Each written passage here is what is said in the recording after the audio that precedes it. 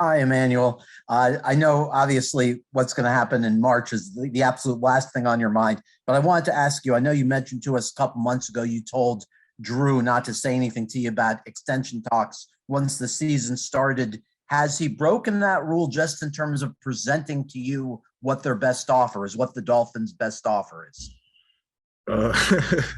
Uh, nah, I kind of told him, before the season, I don't want to be distracted with that talk. But like I told him to handle his business, I'm gonna handle mine on the field, and that's what we're both doing. So. And is it still your hope to be here long term with the fun you've had and how good you've been these last 2 years? Oh yeah, that's definitely been my goal, to stay a long term, stay for the rest of my career. But whatever happens, leave it in God's hands. So Thank you. thank you. David Baronis. Hey, Emmanuel. Early on the season, the story seemed to be how close the unit was getting to these sacks without, actually getting there as often as now. Obviously, we see a lot more of those. I know we've asked you what it's been for you, but for the whole unit in general, what's been the key to now converting more of these sacks? Oh, just keep staying the course and just keep going, just keep attacking, not changing up, not trying to do too much. Everybody got their own responsibilities they gotta handle. Just go out there and just do your job, not try to do too much. I'll say that's what helped us out. Omar. So the double-digit sack artists in this league are considered the premier guys. You're one away from that. How important would that sack be, or getting to that level for you? And also, is there some sort of honor to having the NFL's leading sack unit? For sure, as a defense, when you leading the league and sack as a defense is always good for our defense because we're doing a hell of a job. But for me, getting double-digit sacks, I mean, if it's going to help the team win games, that's what I'm willing to do. I go in this game just trying to make plays. So, if it comes, it comes. If it don't, it doesn't come. I don't put too much thought into it. Travis. Hey, Emmanuel. Good afternoon, man. Good to see you. I had a couple of questions for you.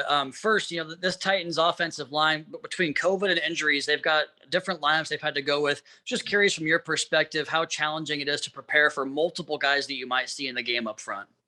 It's definitely challenging, but that's what film is for. You study every week your opponent. You see who you think they're gonna have up there. You got to study each guy and know what each guy struggle with, and that's when you just go ahead and just focus on that. That's usually what I focus on. And then my second question for you is, on the game on Monday, I saw Brandon Jones was down there setting some stunts or some picks on the stunts. What does that say about him that he can go down there and set a pick on a big 310-pound offensive lineman?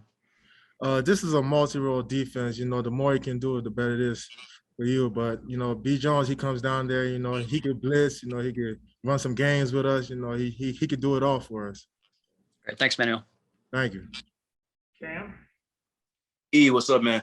I just talked to Nick the same question you might have heard, but as you guys have been having a lot of success, a lot of sacks in recent weeks, have you seen whether the offensive lineman you're going against, the quarterbacks, say or do anything kind of in frustration for the success y'all have been having? We love seeing QBs be frustrated. When we give them different looks and we're attacking them, and it brings joy to us. That means we're doing our job, and we just gotta keep going, keep doing that. Omar. What area would you say you've had the most growth in this particular defense? What area? Where would you say you've developed the most in this defense? I would say playing inside. Coming into this scheme, I didn't really play inside that much, but just learning with coaches. Learning how to play inside better. Taking on double team. Rushing the passer inside, improved my game tremendously. So you didn't play much inside in Cleveland? I did, but not as much that I do here.